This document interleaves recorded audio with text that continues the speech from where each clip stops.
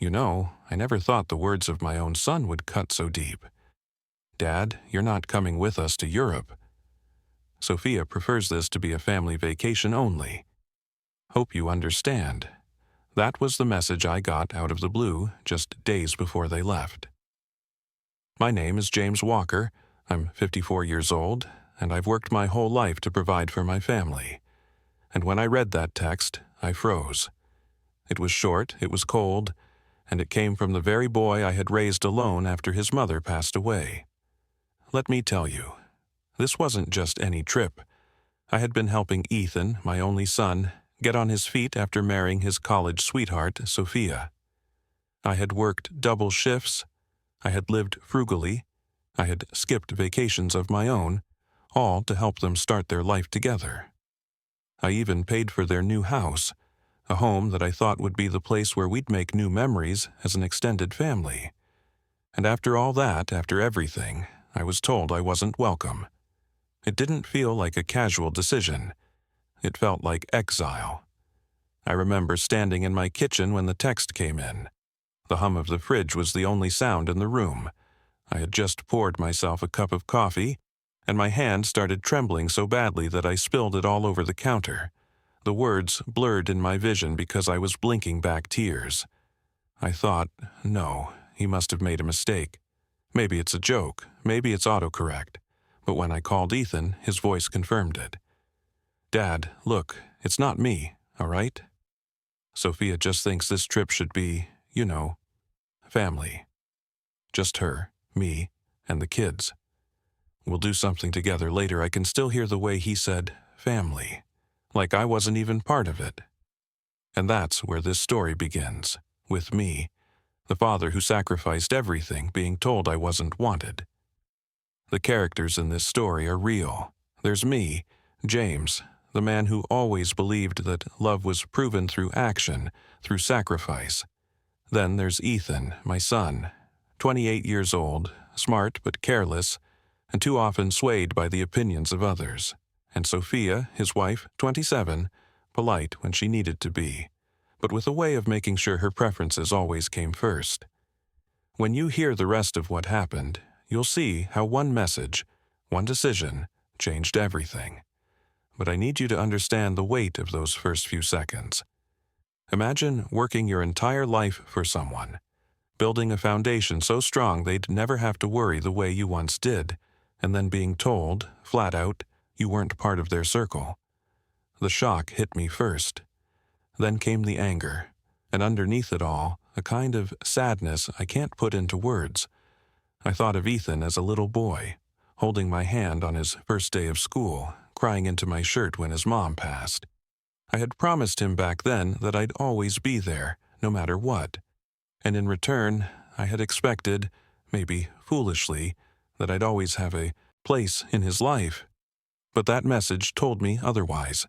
It told me I wasn't family. And that's when the seed of my decision began to grow. I didn't act right away. No, at first, I sat in that kitchen for hours, replaying his words in my mind.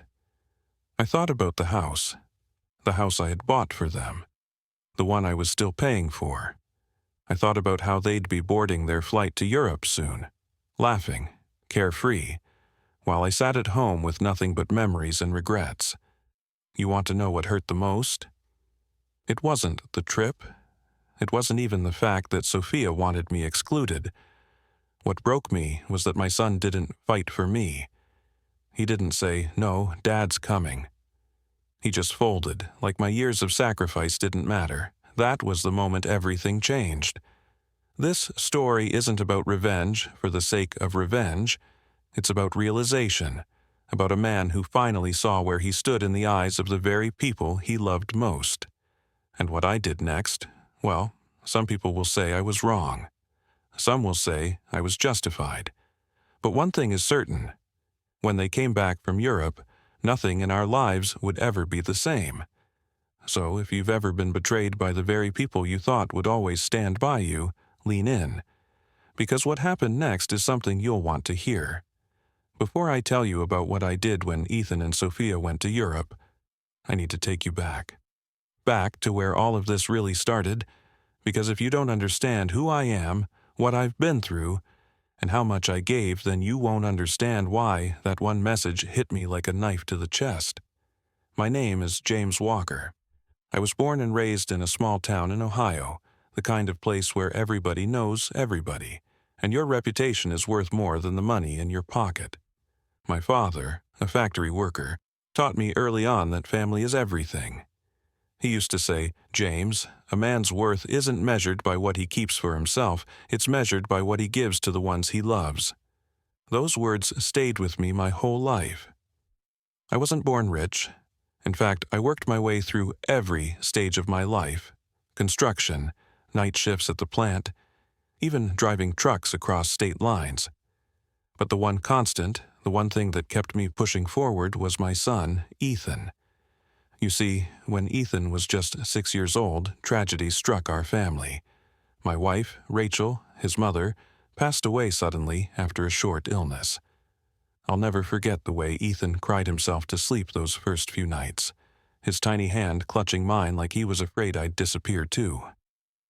I made a promise to him then, a promise that no matter what it cost me, he'd never feel alone, never go without, never wonder if his father loved him. And I kept that promise. Raising a boy as a single father isn't easy. There were mornings when I'd pack his lunch, drop him off at school, put in a 12-hour shift and still find time to read him a bedtime story before collapsing into bed myself. But I never complained. Seeing him smile when he scored his first soccer goal, hearing him laugh when we built forts out of couch cushions, those were my rewards.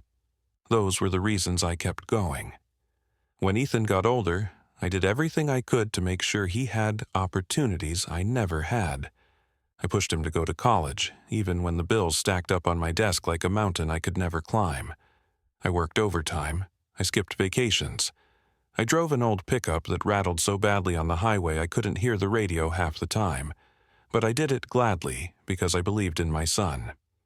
And when he met Sophia during his junior year, this bright, beautiful young woman from Chicago, I welcomed her with open arms.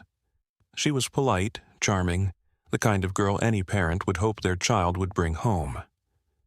At first, I thought she was a blessing. She kept Ethan focused, encouraged his ambitions, and made him happy. And if my son was happy, then I was happy. Their wedding was small, but beautiful. I remember standing there, watching Ethan in his suit, Sophia glowing in her dress, and I thought to myself, I did it. I raised a man. I gave him a future. But weddings are expensive. Houses are expensive. And Ethan, still fresh out of college, didn't have the kind of savings to start a life the way he wanted. That's where I stepped in. I used almost every penny of my retirement savings and took on payments I could barely manage just to buy them a home. Not a house, a home. I wanted them to have stability, to never worry about a roof over their heads the way I once did.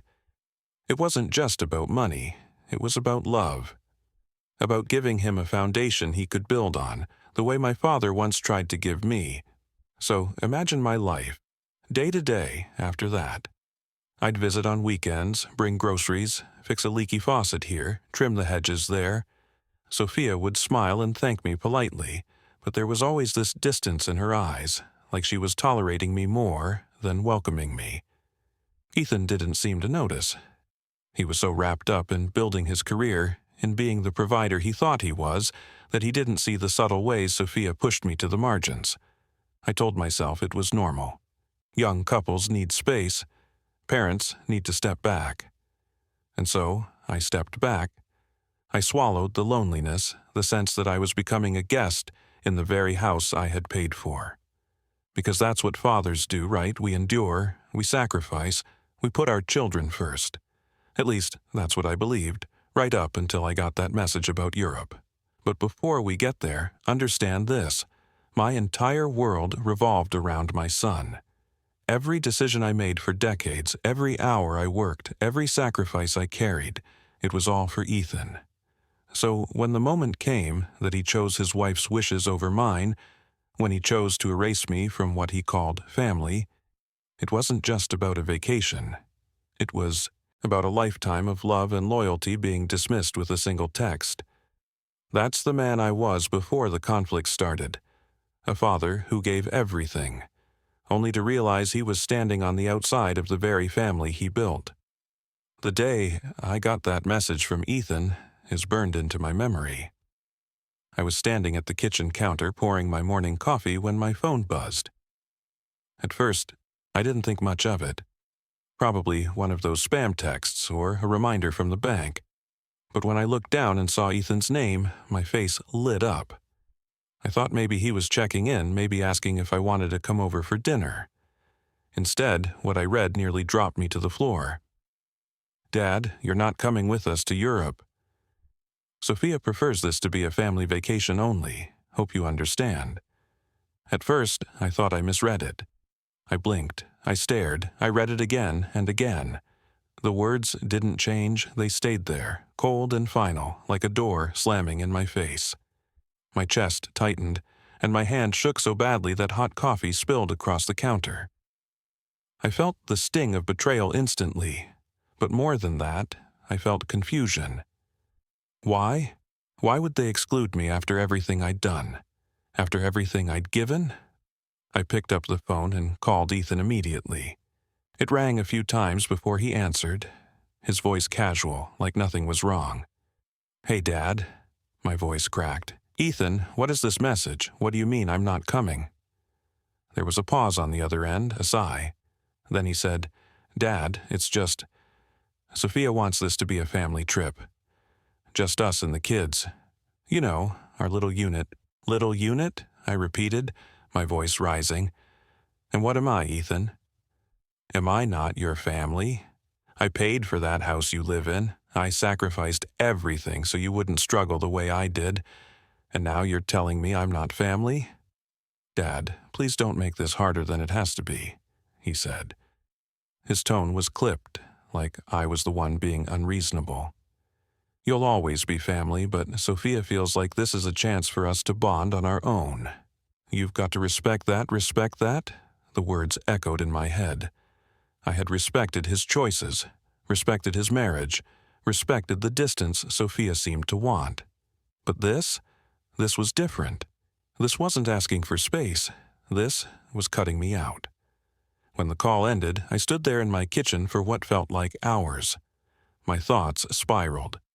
How could my own son side with her so easily? What did I do to deserve this? Am I just a wallet to them? I thought back to all the times I had fixed up their home, tightening a loose hinge, mowing their lawn, showing up with groceries when money was tight. Sophia always smiled politely, but there was something in her eyes, something that made me feel like I was intruding. I brushed it off then, convincing myself I was imagining things. But now, with Ethan parroting her wishes, I saw it clearly. I was being pushed aside. The days leading up to their trip were torture. Ethan barely called. Sophia didn't text. When I dropped by the house to wish them a safe journey, Sophia greeted me with that same practiced smile. Ethan stood behind her, holding the kids' suitcases, his eyes avoiding mine. "Thanks for coming by, Dad," he said flatly. "Safe travels," I muttered, forcing a smile even as my stomach twisted in knots. I hugged my grandchildren tightly, kissed them on their foreheads, and whispered, "Grandpa loves you." Sophia cleared her throat. "We'll be back in 2 weeks. We'll bring you something from Paris." It felt like pity, like a consolation prize. They piled into the car, and as they drove away, I stood on the sidewalk staring at the house I had bought, the house that stood as a monument to my sacrifices. And for the first time, it didn't feel like a home. It felt like a prison, one I had built with my own hands and handed over to people who didn't even want me in their lives. That night, I sat in my recliner, staring at the ceiling. Anger, sadness, and humiliation churned inside me like a storm. I replayed Ethan's words over and over. It's just a family trip. The more I thought about it, the clearer it became. He didn't see me as part of his family anymore. He saw me as baggage, someone to be managed, tolerated, pushed aside when convenient. The conflict tore at me from every angle. Do I stay quiet, swallow the insult, and keep paying for their comfort? Or do I stand up for myself, for once in my life, and make them realize that I am not disposable? Every fiber of my being screamed that I had been used. And while part of me longed to forgive, to pretend it was a misunderstanding, another part, the part that had been hurt too many times, started whispering a dangerous truth. Maybe they don't deserve your sacrifice anymore. That whisper grew louder with each passing day. For days after Ethan and Sophia left for Europe, I lived in silence. Their absence wasn't the quiet of peace. It was the quiet of betrayal echoing in every corner of my house. I'd wake up in the mornings, fix my coffee, and just sit at the kitchen table staring at nothing. My phone would buzz occasionally, emails, spam calls, but not a single word from my son, not a single check-in, not even a picture of the kids. The more I thought about it, the more bitter the taste became. Here I was, still making payments on their house, a house I had promised would be their foundation, while they were across the ocean laughing, sightseeing, and pretending like I didn't exist. Every photo they posted on social media burned me deeper, smiling in front of the Eiffel Tower, holding hands on gondolas in Venice, the kids eating gelato in Rome. I wasn't just excluded, I was erased. One evening, I sat in the living room staring at the framed photo of Ethan's graduation on the wall. There I was, standing behind him with my hands on his shoulders, pride shining in my eyes. And next to it, a photo from his wedding, where I had given the toast. I had called Sophia the daughter I never had. Looking at those pictures now felt like looking at strangers. And that's when it happened, the shift inside me. I asked myself, what am I doing? Why am I pouring my life savings, my sweat, and my future into people who treat me like a ghost? I remembered my father's words. A man's worth isn't what he keeps, it's what he gives. But what good is giving when it isn't respected? When it isn't even acknowledged? That night, I picked up the phone and called the realtor who had helped me buy Ethan's house. Her name was Carla, a no-nonsense woman who had seen me through the paperwork years ago. When she answered, she sounded surprised. "James? It's been a while. Everything all right with the property?" I took a deep breath. "Carla, I need to know what the house is worth now. And I need to know fast." There was a pause. "You're thinking of selling?" "Yes," I said firmly, "and I don't want to wait." The words shocked even me as they came out. But the moment I said them, I felt something lift off my chest. For the first time in weeks, I felt like I had control again. Within 48 hours, Carla had buyers lined up. The market was hot, and the house, still practically new, was in demand. I went through the motions quietly, methodically, as though I'd been preparing for this moment all along. Every signature I made on those forms felt like reclaiming a piece of myself. And while I handled the sale, I canceled every remaining payment tied to that house. The utilities, the maintenance fees, gone. If they wanted me out of their family, then they could do it without my support. I didn't announce my decision. I didn't text Ethan to warn him. I didn't argue with Sophia. For once, I didn't beg for understanding. I just acted. Because actions, I realized, speak louder than any words I could shout into the void. But even as the deal neared completion, a storm brewed inside me. I still loved my son. That was the cruelest part of all. I loved him with every fiber of my being, and yet love without respect is poison. I had given him the best years of my life, and in return he had treated me like an obligation. So I sat with that duality, a father's love and a man's pride, colliding head-on. The final moment of clarity came one night when I walked past the house. It was dark, the curtains pulled shut, the driveway empty. I stood on the sidewalk and looked at it, not as a father, not as a provider, but as a man. And for the first time I saw the truth. This wasn't my gift anymore. It wasn't my burden either. It was just a house. and soon it would belong to someone else. That realization didn't break me. It freed me. By the time Ethan and Sophia's flight landed back in Ohio, the papers were signed. The deal was done. Their dream home, the one I had built out of sacrifice and love, no longer belonged to them. It belonged to strangers who valued it more than the people I gave it to ever valued me. And as I waited for them to return, as I imagined their faces pulling up to an empty driveway, I knew there was no going back. My decision was final.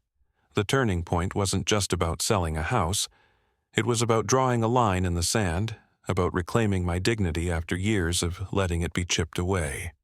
It was about saying, I will not be erased, not by my son, not by his wife, not by anyone.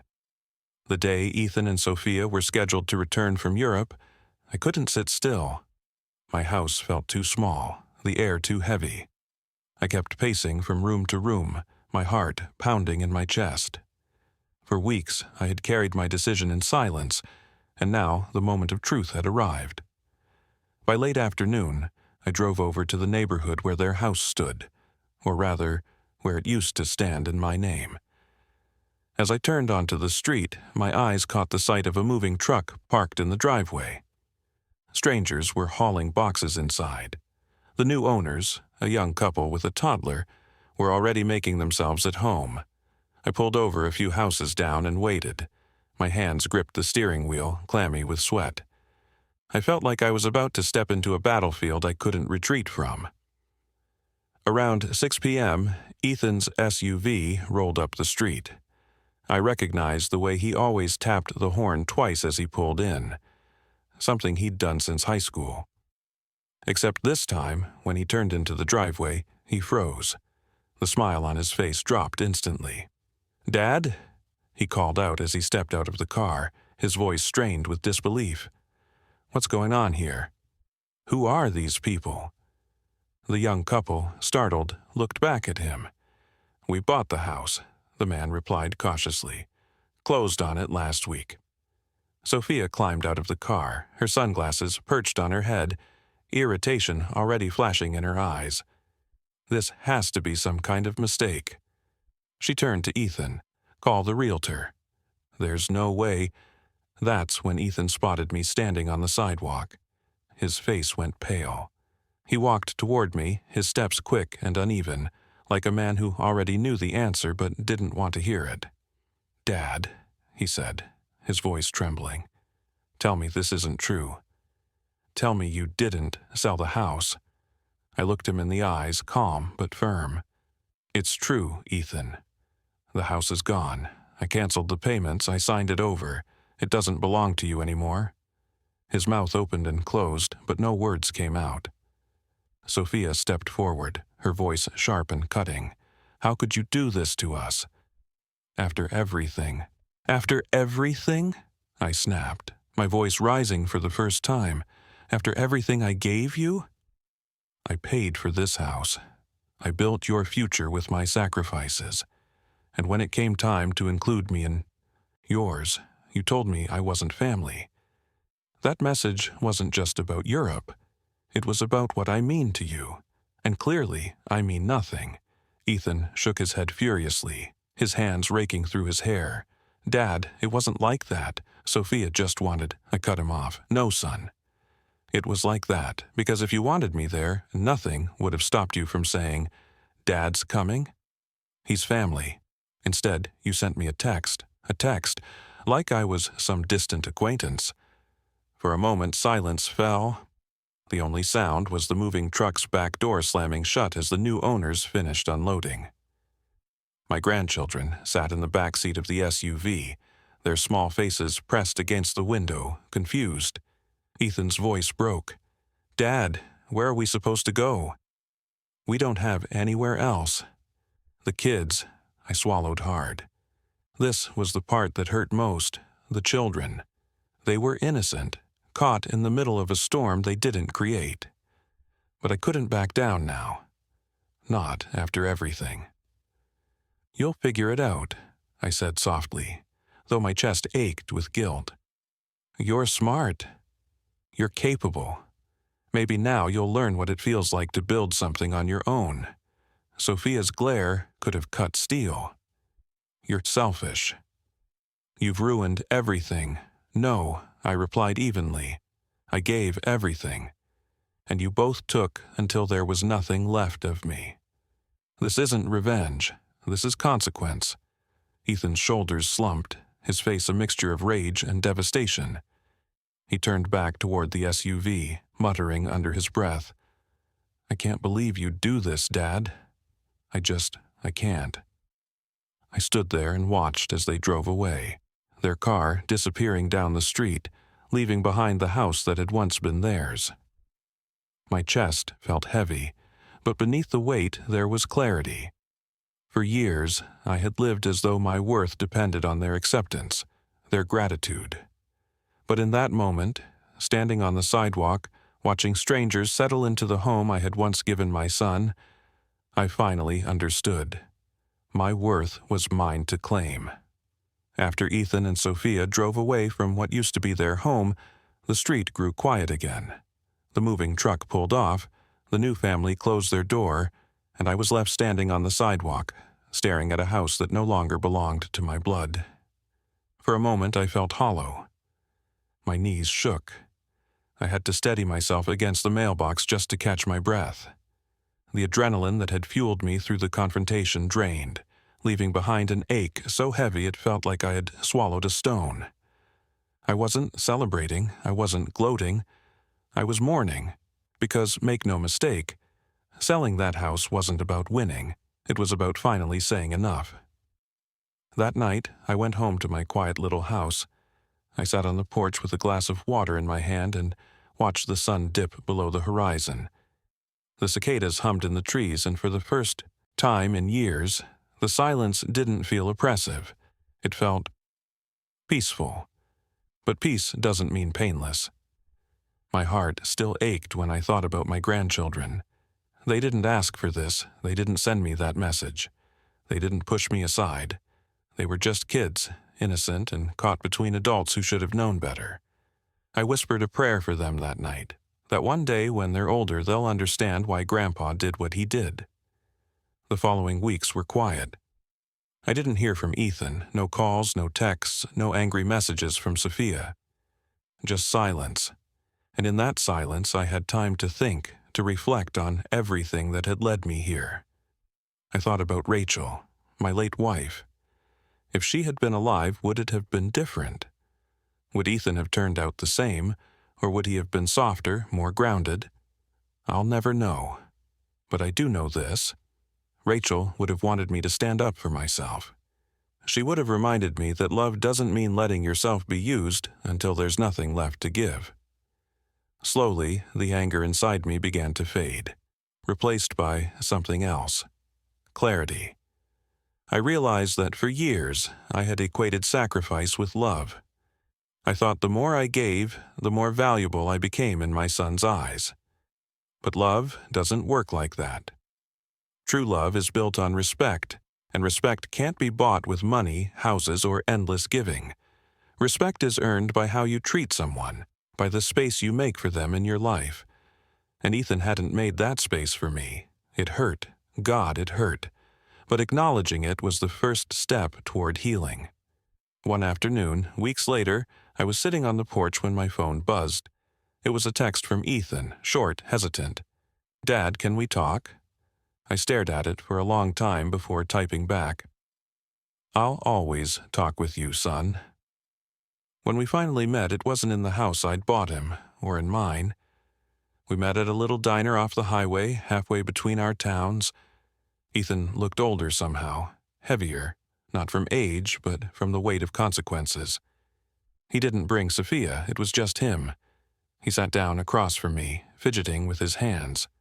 "Dad," he began, his voice low, "I didn't realize how much I was hurting you. I thought I was just keeping the peace. I didn't think—" He trailed off, shaking his head. "I didn't think you'd actually cut us off like that." I didn't yell, I didn't scold. I just looked at him and said, "Ethan, love without respect is nothing." You and Sophia made me feel like I wasn't part of your family. And if I'm not part of it, then my sacrifices mean nothing. I had to remind you, and myself, that I'm more than just a wallet." He nodded slowly, his eyes glassy. For the first time in years, he looked like that little boy again, the one who used to clutch my hand so tightly after his mother died. We didn't fix everything that night. How could we? But the seed of understanding was planted, and maybe, just maybe, that was enough. Now, as I sit here telling you this story, I can say this with certainty. I don't regret my decision. Not because I wanted to hurt my son, but because I needed to reclaim my dignity. The lesson I learned is simple, but it's one too many of us forget. Family is not defined by blood alone. Family is defined by respect, gratitude, and love that goes both ways. If you're treated as an outsider, if your worth is measured only by what you can provide, then you owe it to yourself to stand up and say, enough. And here's the thing. Standing up doesn't always mean walking away forever. Sometimes it means forcing the people you love to see you clearly again, not as a resource, but as a person. As the sun sets behind me tonight, I think about the road ahead.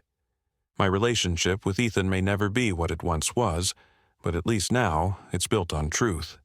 And truth, even when it hurts, is better than a lie that slowly destroys you. And that's my story. A story of sacrifice, betrayal, and a hard lesson about love and respect. If you've made it this far, I want to thank you for listening. Because this isn't just about me. It's about anyone who has ever given everything to the people they love, only to feel invisible in return. Maybe you've been in my shoes. Maybe you've poured yourself out for family, friends, or a partner, and deep down you've wondered, do they even see me? Do they even value what I've given? If that sounds familiar, then I hope my story reminds you that your worth is not defined by how much you sacrifice. Your worth comes from who you are, and you deserve to be respected, not just tolerated. If this story touched you, I'd love to hear your thoughts. Share your experiences in the comments. I read every single one, and your words mean more than you know. And if you believe in stories that reveal the truth about family, sacrifice, and human resilience, then please give this video a like. It tells YouTube that these stories matter. Share it with someone who needs to hear it, because trust me, there are people out there silently living through the same kind of pain. And of course, don't forget to subscribe to the channel. That way, you'll never miss the next story, and together we can build a community where no one feels unseen. Thank you for being here. Until next time, take care of yourselves. And remember, respect is the foundation of love.